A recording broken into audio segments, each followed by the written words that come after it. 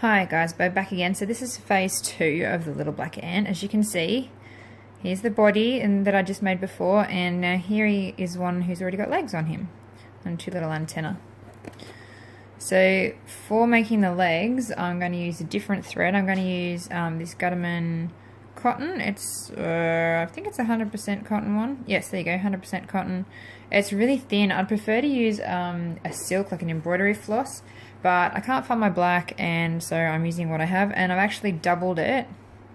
So if you can see, there's 2 strands. If I had my way, I'd be using probably 2 or 3 strands of embroidery floss, but this will do. Okay. So for doing the legs, little black ants, like the ones we have around here, they have 6 legs and then 2 antennae. I think that's the plural of antenna. So I'm going to start with his middle legs because that kind of gives me somewhere to go. And you always do their legs kind of closer to their head than to their bottoms. So I'll just do one side so you can see how it goes, or we're going to be here all day. So the middle one always goes straight up from the tummy, and then you want to go back and down on an angle towards his bottom. Not too far. And you definitely do not want symmetrical ants, so do not worry about them not being perfectly identical or symmetrical, because ants don't walk like that.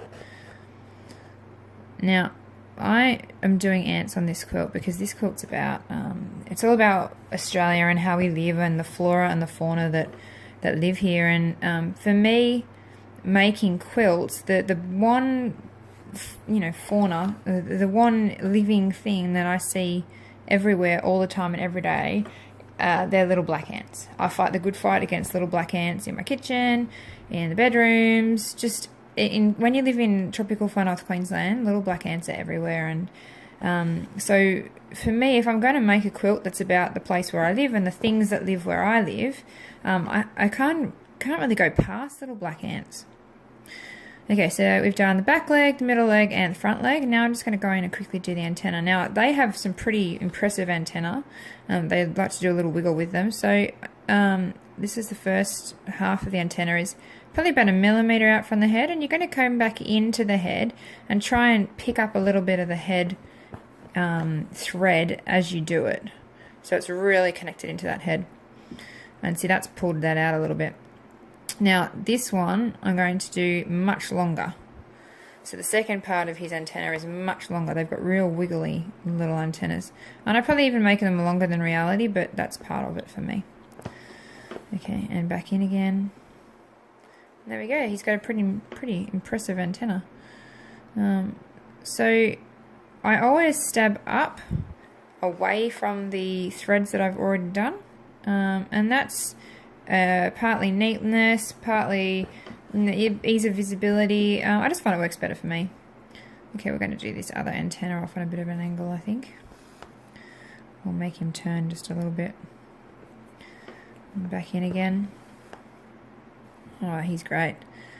Okay, and so that's pretty much how I do the legs.